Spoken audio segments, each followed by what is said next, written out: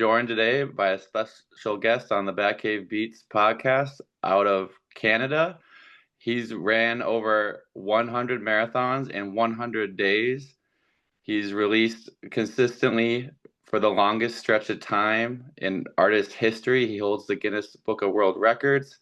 He's been dropping music for over 10 years now, and he's going to get started a little bit by sharing a little bit about how he first got into music. DillanPonders.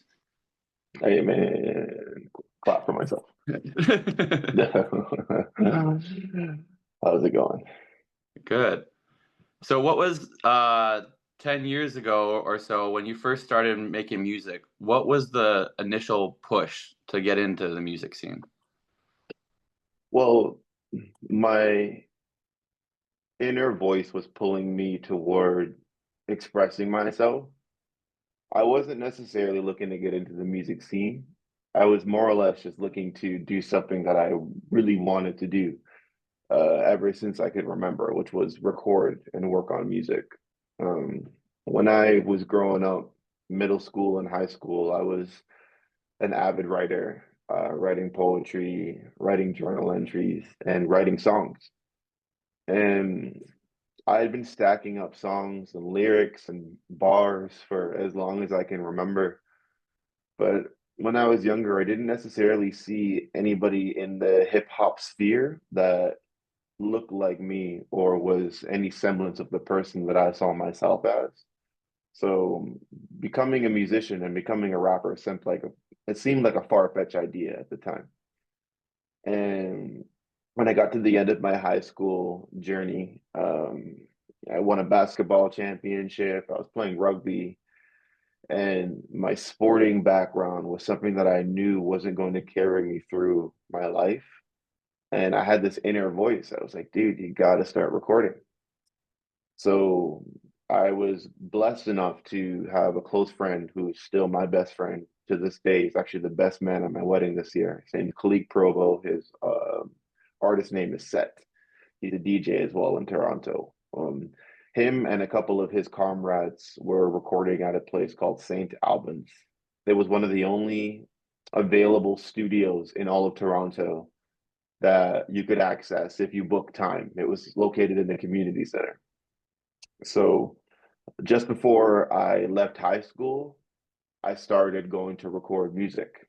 And when I started recording music, expression for me was always uh, a very purposeful pursuit.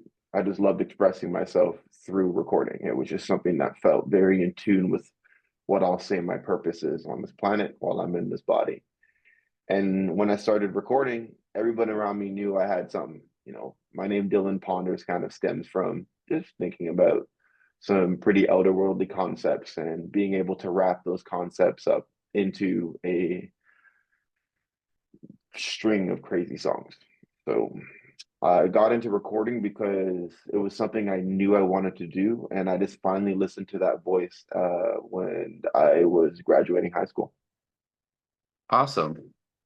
And from that point when you started to now, obviously every artist has ups and downs with their music. So I went all the way back to Spotify 2016, GoDaddy Go, and listened from the beginning to now because I try to do that with every artist I have on here, just listen to all their music. I have to say you're probably the hardest to do that with just because you put out so much music, which is a good thing, but It's it took a insane. few weeks. There was a lot of music, but it was good. No.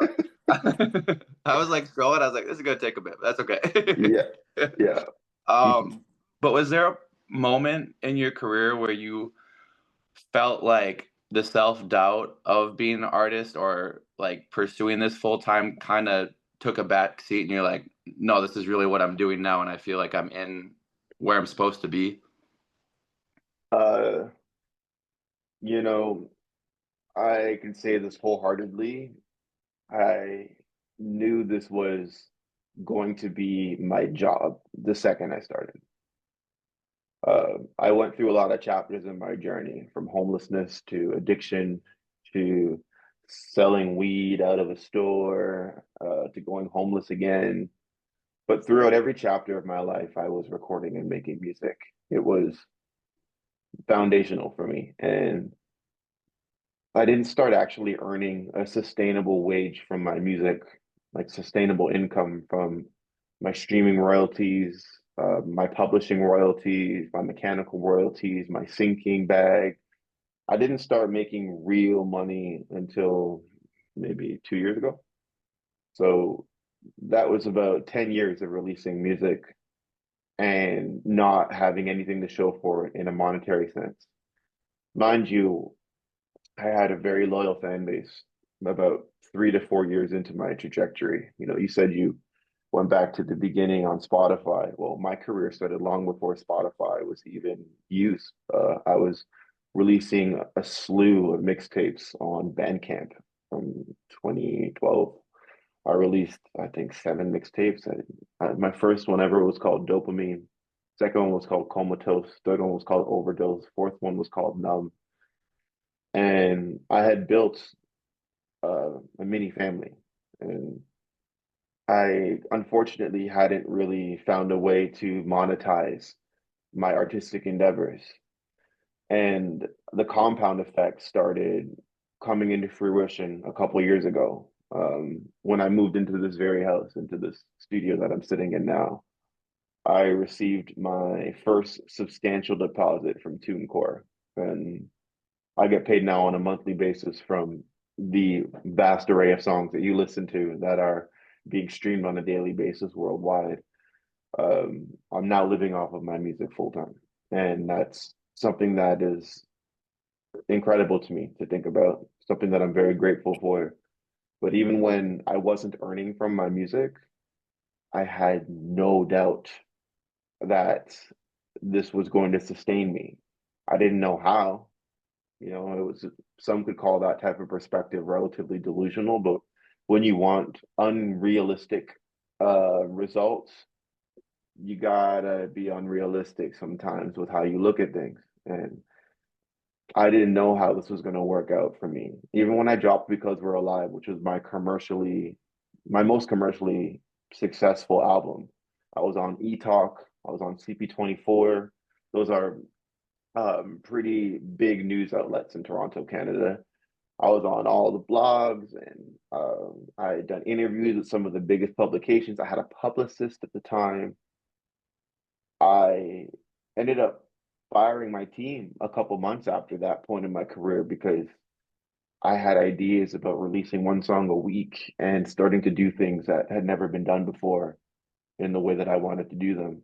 And I was getting pushback from the people around me. I'm like, well, unfortunately, for anyone who doesn't believe in what I feel like doing with my next chapter of my career, it's not your career, it's mine. So appreciate all the support up until this point, but it's time for us to part ways.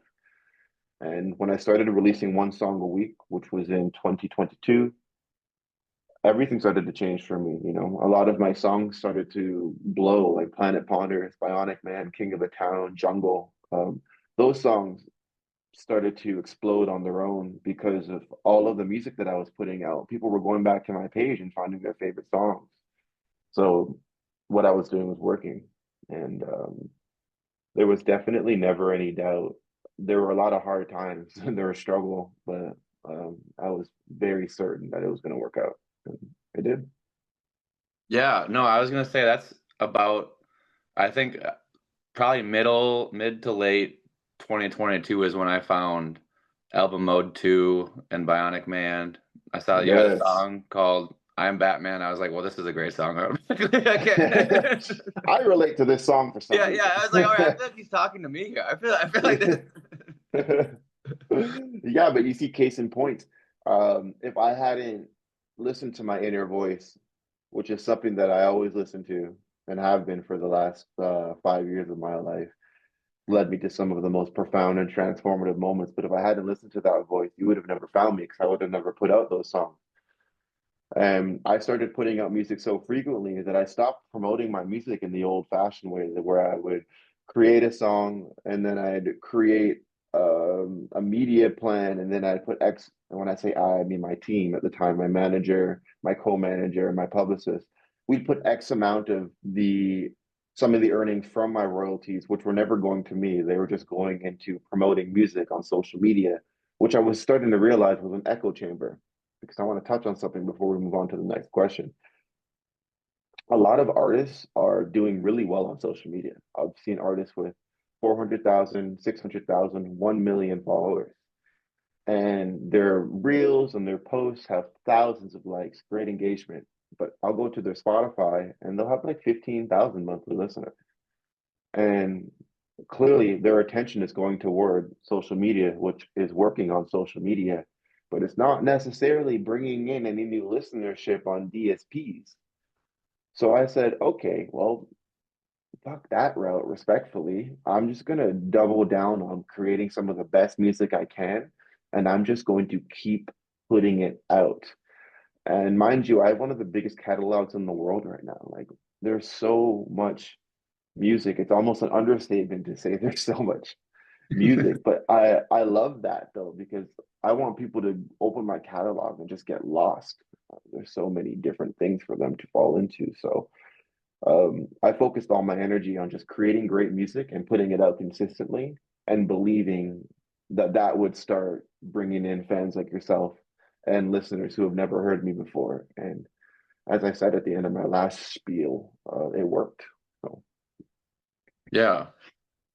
Yeah, and something that I think I want to touch on with social media too, that I think I just know this because another artist friend of mine, Ollie Joseph, he had said something about your. This was before the marathons. He had said something about your running, and I was like, he didn't even know that you made music outside of running. I was like, yeah, you gotta check out mm. his music. And then I didn't know about Yeah. your running because I hadn't been on. I hadn't found you on Instagram before, and I was like, oh, he runs like he's an ultra marathon runner too. But so like you do a good job, I think, of like the music's in the music space, but there's also like this more personal aspect on social media. So it's like another Yeah. layer to the music. It's not overwhelmingly pushing your music. It's just giving like a little bit of insight into like who you are outside of the music. Yeah, that's intentional. I'm happy that you noticed that. I never wanted to be one of those artists who is posting on social media and like, look at my song, look at my song, look at my song, look at my song, look at my song, look at my song. It's like, okay, we get it. You make music, but what else is going on? And coming out of the thrall of addiction and coming out of being homeless and coming out of alcoholism and alchemizing all of that negative energy into the positive pursuit of mental health, endurance, ultra running, and the whole lot. That's something that I feel obligated to share on my socials because that's more uplifting, more positive, and it resonates because I don't know many hip hop artists who, except for maybe like the new version of Gunna, who are like advocating for mental health, physical well being, let alone, you know, running the type of miles that I've put in the last 3+ years. So I was intentional, like, well, I want to show this part of my journey more than anything because this is something I feel like is more necessary to the universal algorithm than just me dropping a song and then putting up the camera and rapping in front of it for every single one of my posts. I'll seldom promote my music on my grid and on socials because, I love what I do. But Lord knows that's a fraction of my social media output because I'm not just a rapper. And mind you, I spend almost all my time recording. I love this, but I'm multifaceted. I'm a writer and I'm a mental health advocate and I'm a public speaker and I'm an ultra runner. And I want to be able to show all of the layers across my socials. So I'm happy that you noticed that. Yeah.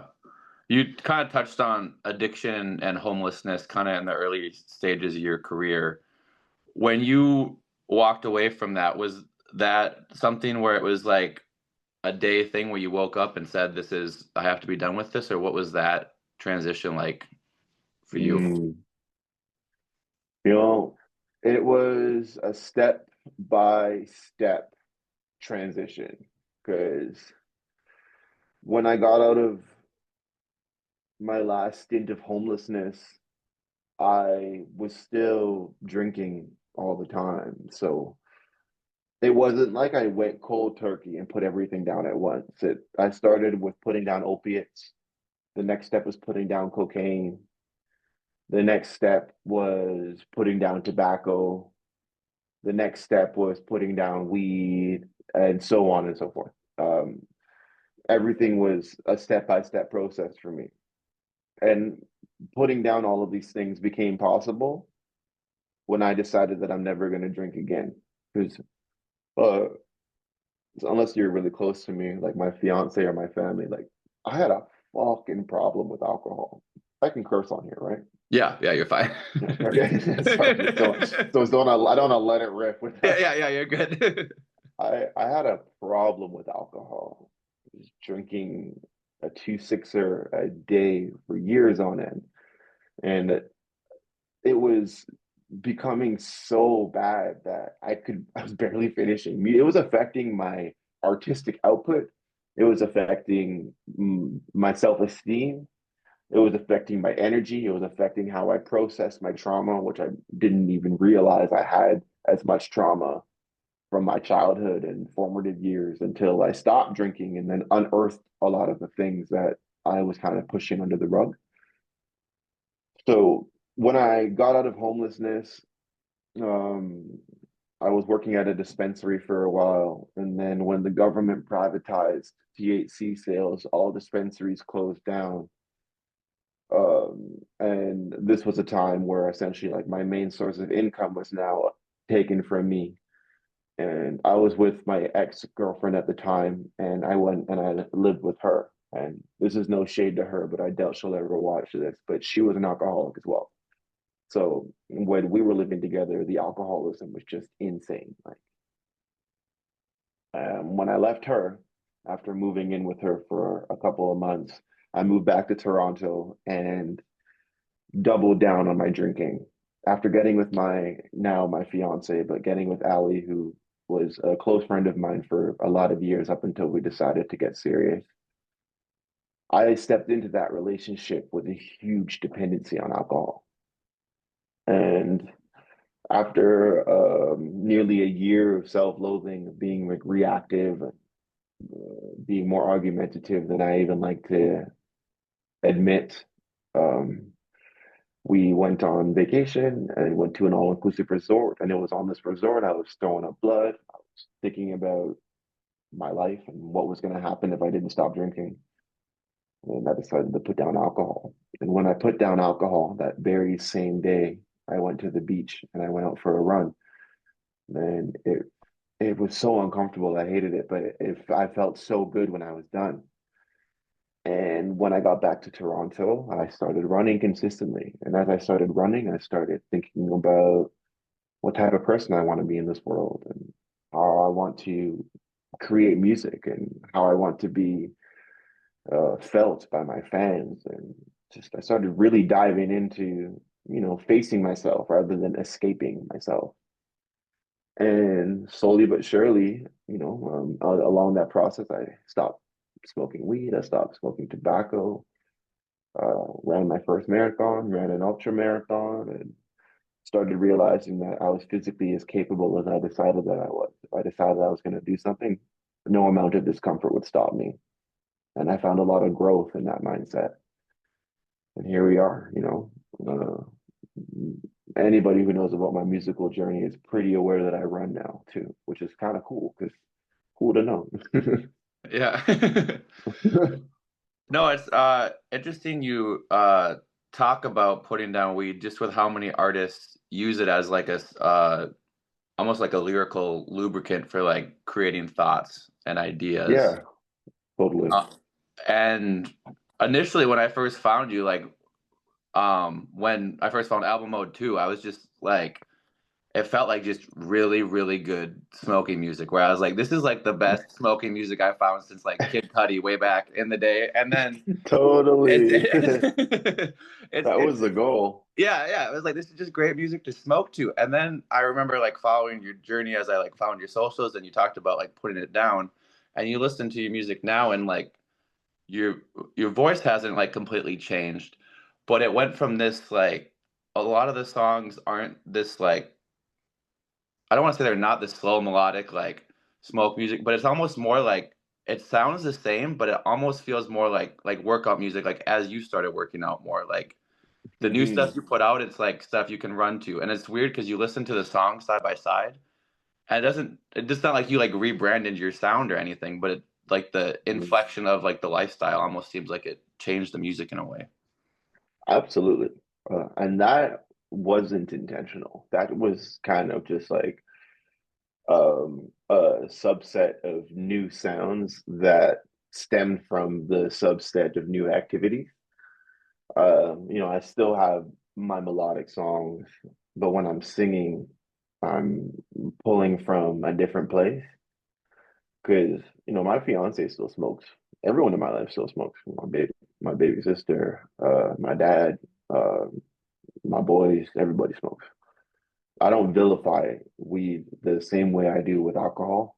Alcohol is a poison, just as bad, if not worse, than cigarettes. We live in a society that hyper normalizes it because it's extremely profitable. But that's just kind of how it goes.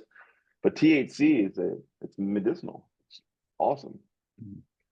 But when I decided to put it down, I was keenly aware that my clarity, the way that I write, the way that I record, and the way that I think is on a million when I'm not stoned. And that to me was worth more than smoking. And when I stopped smoking, I'll stay in a couple, like every here and there, like, completely sober or put down weed. But I have a couple of songs that I've been making recently where I'll talk about how good weed is if you need it. Um, but the sound of my music is a natural evolution that is completely tied to my journey as a human. When I was in my addictive thrall like 8, 9 years ago, my music was more party based, and I'd talk about railing cocaine in the washroom and like sleeping with women at parties and like all types of just debaucherous activities because that's the shit that I was doing. And then when I stopped drinking alcohol, I would say it in so many songs, I'm done with booze, and I was so proud of it, and I feel like my music changed when I stopped drinking. And when I stopped smoking, I think it was just a natural change that mirrored the evolution in my life. And I love that because my catalog is so broad that for all the new listeners who are going to be taking in my music in the next 5, 10, 15, 20, 30, 35, 40 plus years, there is so many chapters of my journey that I think it's really, really dope to view my catalog as a book that is just filled with honest expression based on where I was in my life when the songs were released. And in this chapter, I just feel strong, productive, powerful, and clear. And I think the music just really represents that mindset. So um, it was a natural thing. Yeah. Kind of going off of some of those healthy habits. I remember when you first started your week of running, and you were just like, I'm just gonna run a marathon a day for this week for like men's mental health, like to support men's mental health. When did you change it? Because I remember when you first announced it, you were like, I'm gonna be doing this like men's mental health week. And then it was just like you just never stopped over the course of over 3 months. So was there like a point where you're like, I'm going for 100, or how did that come to be? That's such a great question. So when this idea became a reality, a week felt like a grandiose enough endeavor to spread awareness and to, you know, bring attention to something really, really important. And about halfway through the week, on day three, I was so sore. Like I was like, this is going to be a lot. But I started receiving messages from so many people, like so many, like my inbox started going from like 50 messages, 100 messages, 150, messages coming in from people all over, just talking to me and asking me questions that could shed light on some of their situations. And I realized that if the mission is to spread awareness, then I need to suffer loudly and I need to suffer long in order to highlight all of the suffering, essentially. And a week wasn't long enough.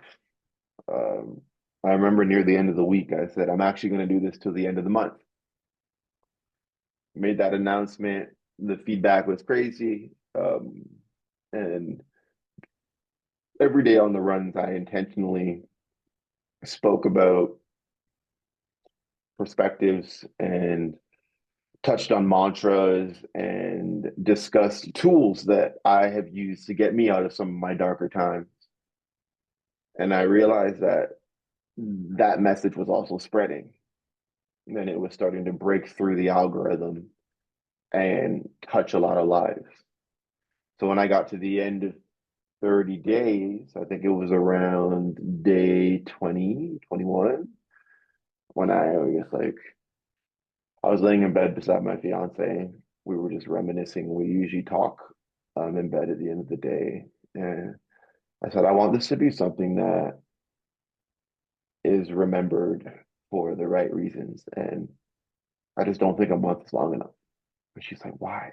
I'm like, I don't know. I just feel like 100 days is insane. And the state of men's mental health is insane. So I gotta just completely sacrifice my body, my mind, my comfort, my time in the studio, my time around family, my time to write my book. Which, by the way, the marathons actually helped me finish my book because I learned so much about perspective and taking things one step at a time and overcoming present discomfort for a greater good, which are things that I interwove into my book writing process. But at the time, I was just like, this is a sacrifice. I have to do this. And I said, fuck it, I'm going for 100 days. And why 100 days hit was because it's ridiculous. Like a marathon a day for 100 days is insane. It just felt like a number that would have this endeavor be remembered. So I still get messages today, every day, quite frankly, from people like, I just heard about those marathons you ran for men's mental health. Dude, that's so crazy. My brother went through like or whatever. The message is spread far beyond what I ever thought it would. And I decided to do 100 days because it just felt insane and I wasn't fully sure if I was able to do it. And I knew I could do 30 days, like I knew I could do 50. But I was like, I don't know if I can do 100 days. Let's try her out. I think the most insane thing that we can't skip over without talking about this is that when you were doing the 100 marathons, you do some crazy shit. Like it'd be like day 70, you'd be like, all right, today I'm gonna run like 70 Yeah. kilometers. Like it was like most people, if they're running 100 marathons, they'll be like, oh, I hit that 26.2 miles. I'm done. I don't care. I'm calling an Uber to get Uh, back if I'm not at my place. And you're over here like adding on extra miles for fun at like day. yo, dude, I fucking know. so so I that idea just came from a part of myself that I'm still learning about, which is just this like this energy that views something that is really difficult as an exciting endeavor. I was like, okay, like on day 50, what if I ran 50 kilometers? On day 60, what if I did 60? And I was like, well, let's figure it out. And those every day sucked, but those were the roughest fucking days Oh because yeah. going out and running 70 kilometers or 80 kilometers is a ridiculous endeavor. It's so painful. Like 1 day races are that long, but to do it after running a marathon a day for a couple of months, the amount of like physical strain that I put myself through, I still have PTSD about it. Like it was beyond what I could ever articulate. But yeah, I'm happy we didn't skip over that because that worth mentioning. It was insane. But I beyond raising money, um, I had this intuitive feeling that I was starting dialogues within families. And mind you, on all of these runs, every other day I'd bump into people who, yo, just watched your video. Or I bumped into a guy at the gas station on the day 41 or day 42. He's like, dude, I was just talking to my son about you. We were actually talking about men's mental health, and I was talking to him about how important it is to foster mental health and how my dad never talked to me about it. And I watched your video, so now I'm talking to my son about it. And I was like, well, that's why I'm doing this. Like, that's incredible. And at the end of the endeavor, I met a bunch of people at Young and Dundas. We finished the run together, and I ended up getting on national TV to speak about it, and got some articles in the biggest Canadian publications that I could have possibly gotten. So, the mission wasn't to show how strong I was. The mission was to highlight the harsh reality surrounding the state of men's mental health and the society that often perpetuates this idea of stoicism and holding in your pain and not talking about vulnerabilities because you'll be perceived as weak. And that perspective leads a lot of men to holding things in, which leads to suicide or depression or addiction or violence or several other unfortunate routes. So that was something I wanted people to talk about. And I figured the only way to do that was to do something ridiculous. So the week turned into 100 days because I just knew I was onto something. Yeah.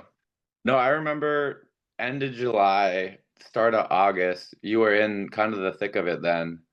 And I was at the gym with a friend, and she was asking me about going to this wedding in October. And I was like, I don't know. I was kind of looking at this marathon. She's like, "Oh, you don't run." And I was like, "Yeah, but I think I'm going to start on Monday. And I think I'm going to train for a marathon in 2 months." And it wasn't the best plan, but any time that I was like, this is painful, I was like, this man's out here running one every day. So the least you can do is run 14 tomorrow and like add more and add more. I love that. I've received countless messages from people like, "Yo, I didn't want to work out today, but like you have been running for 30 kilometers. So I figured if he's out right now, I can maybe go and put in a bit of work." And that's also priceless to me too. To be able to uplift and inspire in that way is the best gift we can give to each other as humans on this planet. It's like recycled energy. Like if you see someone doing something that inspires you to do something good for yourself, that's purposeful. And that's cool. Like that's something that I aspire to continue doing for as long as I'm alive. Yeah, no, I think it's awesome. I think when you see someone like David Goggins, right, who it becomes like kind of like their whole personality to just push like beyond where they're at.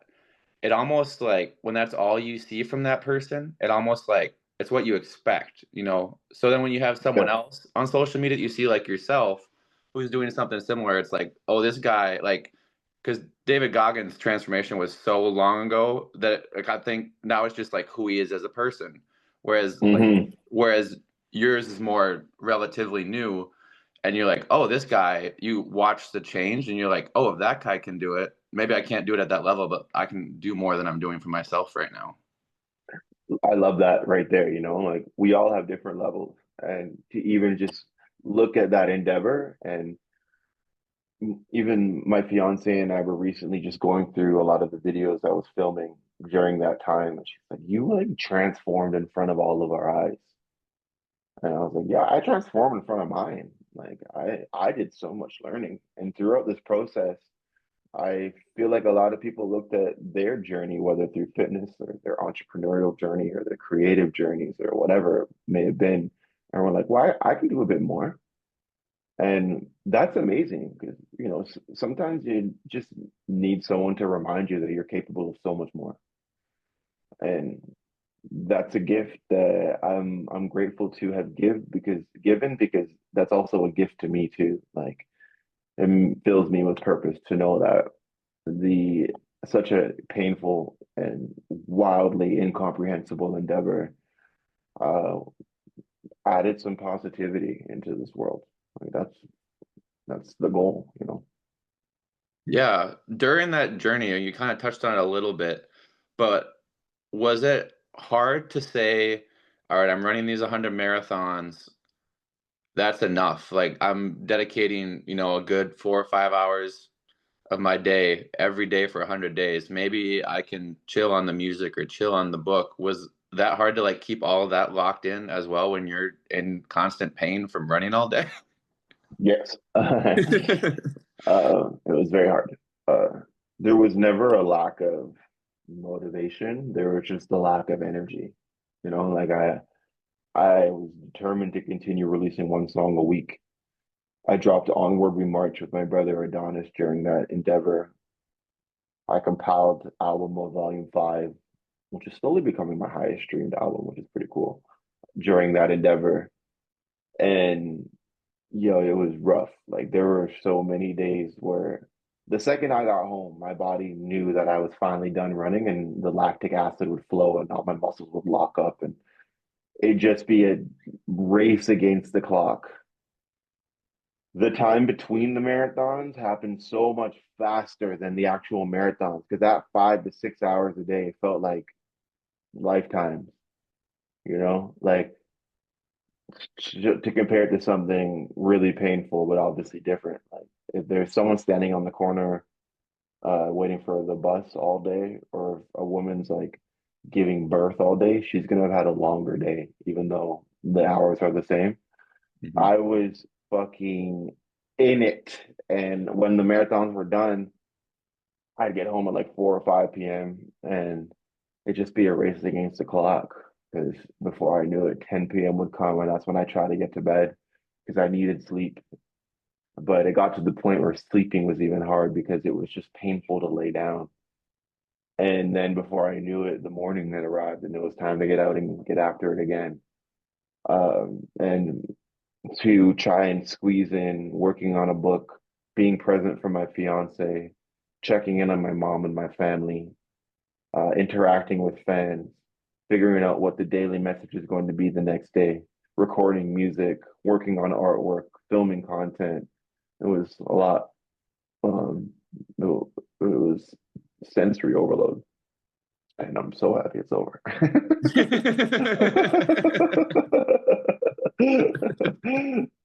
So happy. Getting into the end of it, I mean, you accomplished two really like ginormous goals in 2024. You ran 100 marathons in 100 days. You also received the Guinness Book of World Records for most consecutive releases. But talking about the end after those accomplishments, was there a moment like after you got there where it almost felt like, okay, now what? Because you just like did this big thing where this was like such a big focus, and then you kind of Mhm. you have the, okay, we did it, we got here, but like after that, was it a little bit like, okay, now what? You know, not really. Because although completing the marathons was a huge moment for me, it was the proudest thing I'd ever done in my life. I was just in tears for days when I was done. I would just break out crying tears of joy. One, because I didn't have to run a marathon, and two, because I completed them. I really did it. And then to receive the record for the most consecutive singles released by a music act, it's like, well, that's incredible. But how my mind works is like, cool, just getting warmed up, and I didn't look at it like what's next, but it was more like, what's next? like it's wide-eyed and excited because, I've just in the last 55 days, I've been releasing one song a day on YouTube, dropping daily freestyles every single day. I'm working on 5 albums right now. I got a Netflix show that I'm doing the music for. My book's done. I'm about to self-publish it into, I don't know if I'm going to do it in April, but we'll see. There's a lot of things going on, there's a lot of moving pieces. And to know that I can complete that type of endeavor and still keep my like artistic prowess and consistency in line. Like I run 100 kilometers a week now, and it's like it's nothing. That used to Yeah. be 2 days of running. I hit the gym 4 or 5 days a week. I do 500 push-ups a day. I do crunches every day, about 300. These numbers, by the way, are if you told me I would have been doing this shit like 3 years ago, I'd have been like, get the fuck out of here. Like, what are you even talking about? Who has the time for all those things? But now I'm kind of fine-tuned to these types of endeavors. So when I got to the end of last year, I just felt uh like Goku smirk, just like let's do it. I'm just getting warmed up. Yeah, I saw the video you posted the other day about like what you go through in a day, and I was like, this is insane. I hope that at some point David Goggins sees the like does in the push-ups.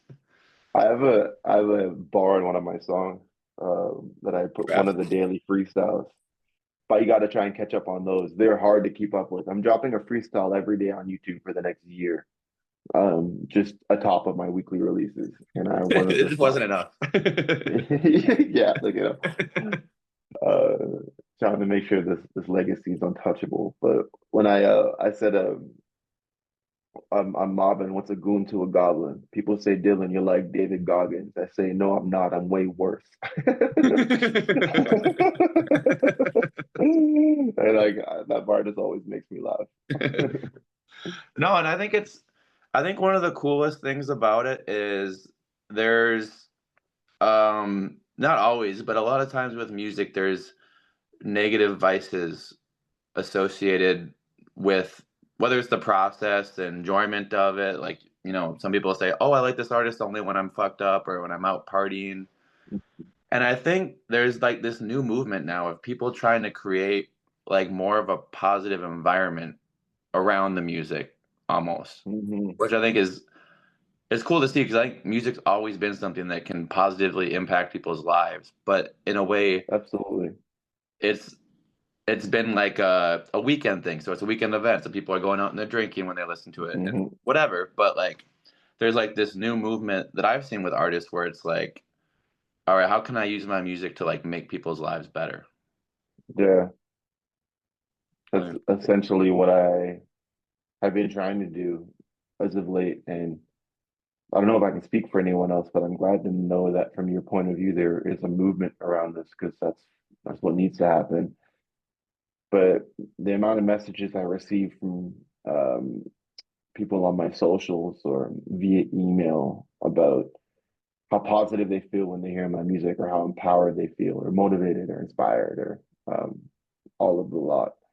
That's incredible because I feel like my music always had a bit of an uplifting undertone, but it kind of got sent into overdrive in the last maybe year. And to know that there is a wave of artists who are trying to uplift, not trying to glorify vices and glorify uh, tumultuous relationships and glorify addictions. There are a lot of those artists. Most of mainstream hip hop is like the glorification of terrible behavior, but yeah, I'm grateful to know that I have no part in that, and I'm happy to hear that seems to be a movement on the rise right now. I think that's fucking awesome. yeah. And when it comes to, I know you toured last year, but when it comes to performances, when you have a million songs to choose from, how do you how do you go about picking songs that you perform when you like go on It stage was and like how does that process look like for you? it's really meticulous, actually. When I toured Canada last year, it took me like 3 months to get my set list ready. So much music. Like my staple songs are DillanPonders, King of the Town, Wow. um, Jungle, Demon Mode. Like I have a couple songs that are staples. And then I just kind of chose the songs that I love the most, outside of the ones that are streaming the best online. But my set list started at like 100 plus songs, and I just go to rehearsal with my DJ and start performing them. And I record so often that I have to play back my old songs and then remember the bars and start practicing in the studio so I could remember what I said on those songs. Because after I record and complete a record, I put my all into it and then I move on. I'm not like sticking around to remember the lyrics. I got more to make. So the process of getting my headline set list together was rigorous. I chopped it down to like 30 songs. I think it was 35. And it's really rough because my DJ and I, who was there when I recorded my first song like 12 plus years ago, he's like, you have so much music and it all bangs. You could do any of these songs. I'm like, I know. The best problem to have, like to have more bangers than I can perform, you know. But it was a rigorous process of trial and error and just finding out the songs that I have the most fun performing because that will give the best performance. Because more or less, my music is all of the same quality. It's all great, you know, great bars, great delivery, great production. So if I'm excited about performing it, it's on the set list. But Lord knows it takes a while to get it down. Like my next tour, I'm not sure when that'll be, probably 2026 sometime. I'm already right now working on the set list because I'm just getting that ready. So when the time comes, I'm just prepared. Hmm. Yeah, you mentioned the Onward We March project. You worked with someone else, but I know a lot of your music you work with BVBs on the keys. Mm, What is that like to have someone else? Because obviously, like they have to keep up with how much music you put out. But how does that yeah, work with that relationship with just being like, send me like everything you have at all times and like like I feel like he's got to be over there like really more music like we're gonna do more. I Tell me know. I I'm still remember. dropping 1 year like. Yeah, like BBB is a legend, you know. We met, he lives in Australia, so I use met lightly, but we met online. He sent me a beat 6 years ago, and ever since then, we've just been in cahoots. He's a producer of King of the Town, and he's made a lot of my crazier songs. And oh yeah, Bionic Man is produced by Yeah. him too, another staple on my set list. And when I decided that I wanted to start releasing, I saw him a week. Like, we got on the phone. I had to let him know, like, this is This gonna is be a ramping lot. up. Yeah, it's gonna be a lot. And it has been challenging. Like, there have been points of I don't think the word friction is the word. We have a very like harmonious, respectful relationship. But there were moments where I was like, yo, like just let me know if this is too much. And he would always say, no, it's a lot, but I love this. It's a challenge.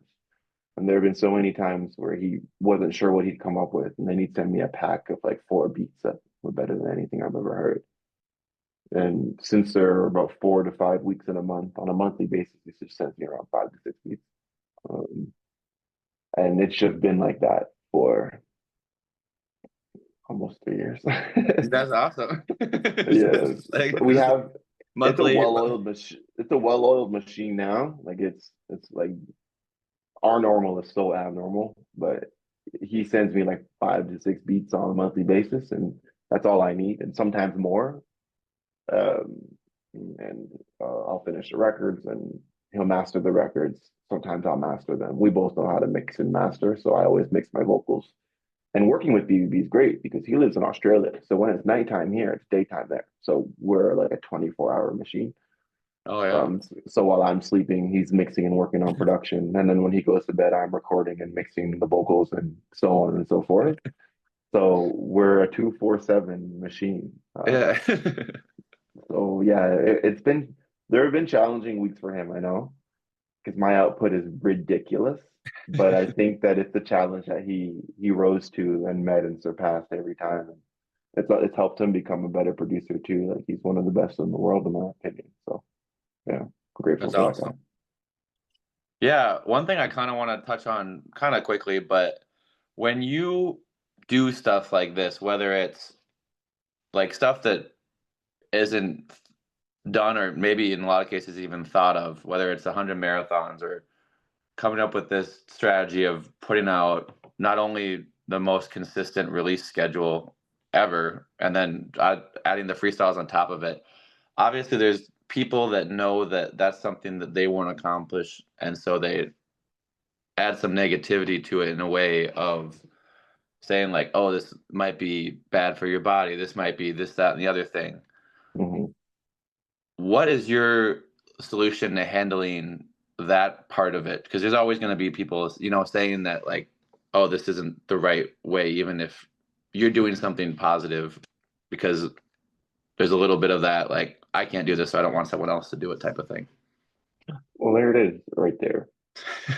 One of my gifts is not putting any weight into the court of public opinion. Um, I mean, if I listen to the opinions of people throughout my life, when if you were to tell the court of public opinion that I put down alcohol without the help of AA, they'd be like, "That's impossible. You're an alcoholic." Well, I did it. If you were to tell people that I'd be releasing one song a week, they literally said that's too much content. People are going to get tired of it. My streaming numbers are higher than they've ever been, and I'm a world record holder.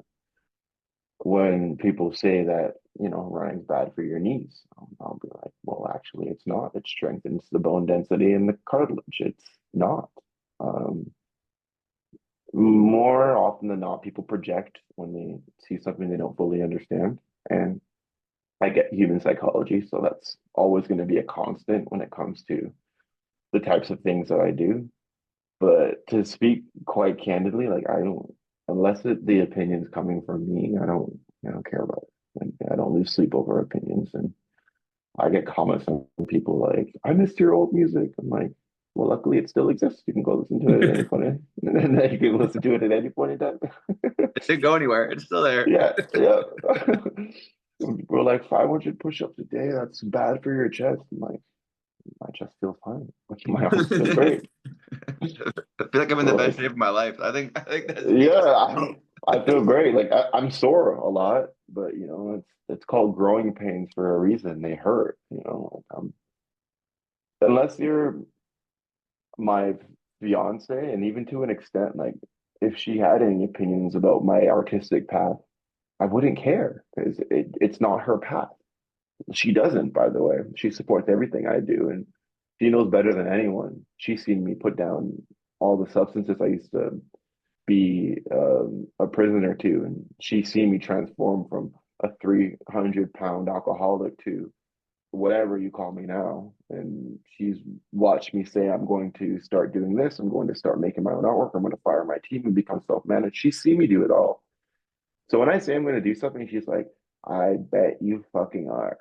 Um, and if the opinion is shrouded in doubt, then it's very easy for me to dismiss because, quite frankly, if you listen to the opinions of other people who don't believe in themselves, it'll probably get in the way of your own self-belief. And all you need to do if you want to accomplish anything is to believe in yourself and match that self-belief with work ethic. And nothing can get in your way, especially like opinions from people who aren't even like in your life. No, I think that's really well said. I think if you want to find excuses, there's always going to be excuses Oh, out there. Yeah. always. Yo, they're everywhere, dude. The path of least resistance is something we're so wired to free fall into. Like, one of my least favorite sayings is, I don't have time. Like, okay. Like, whether you say you can do something or whether you say you can't, you're right. Whatever you say. So if you say you don't have time, then I guess you don't. But I make time. I don't believe in not having time. We all have the same amount of time in a day. Time doesn't even exist. It's just like clocks and ticks, it's just a representation of measurement. But if you make time for what you prioritize and what you believe in, there's enough hours to get things done. I just hate when I hear people say, I didn't have time to get that in today. I worked. It's like, did you spend 30 minutes scrolling on social media today? Okay, well, you had enough time. You just chose to do something else with it. Did you go back and watch Netflix for 3 hours? Yeah. Okay. Yeah. Did you binge like 6 hours worth of a show you've already seen like 2 years ago? Like, all right, well, yeah, you had time. You just didn't make it. So, it's all a matter of perspective. And anyone else's like opinion, especially opinion shrouded in negativity and doubt and anything of that sort that gets sent my way, it, it doesn't exist to me. I just observe it and I'm like, okay, cool. Keep it Yeah. moving. Keep it moving. No, I think that's what you got to do. Well, Yeah. is there anything else that you would like to share with your listeners, your fans, things upcoming? Yeah, yeah. I don't have any shows coming up right now by choice. I don't want to be performing right now. I want to focus on finishing off these albums, finishing my book. Onward We March is actually, yeah, Onward We March is the second book that I'm working on. The first book is called Thought Food, which is just a collection of tools that I use to help me through some of my darkest times. I'll be self-publishing that. I'm working on another book as well. Mm, By the way, if you would have told me I would have been like a writer a couple of years back, I was like, shut the fuck up. I always used to get put into the gifted category when it came to my writing when I was in school, but it was never something I thought I would be doing, you know? It was just something that I could do. And I'm grateful to write with intention now. So I'm working on another book, and I have just a bunch of music coming out, you know, almost an understatement. And I'm on day 57 of my daily freestyles, which means I have 308 left to go, which I'll be dropping every day on YouTube. If you just type in DillanPonders freestyles, I have them all compiled in a folder. And outside of my weekly releases with BVB, I'll be releasing a few other songs on a weekly basis on DSPs with my producer Alex Parham and Adonis. So yeah, all types of wildness. And running wise and endurance wise, I have a couple things in the works, but I don't want to talk about them yet. Oh, awesome. Well, I really appreciate you taking time out of your day to make this happen. And it's been a real treat getting to sit down and chat with you and hear a little bit more about the background of everything you've been doing with your time here. So, Thank you, bro. Yeah, I really enjoyed our dialogue too. Thanks for creating a safe space to have some honest conversation, and I'll talk to you super soon, bro. yeah, thank you so much. Yeah, I'm fucking glad to be here.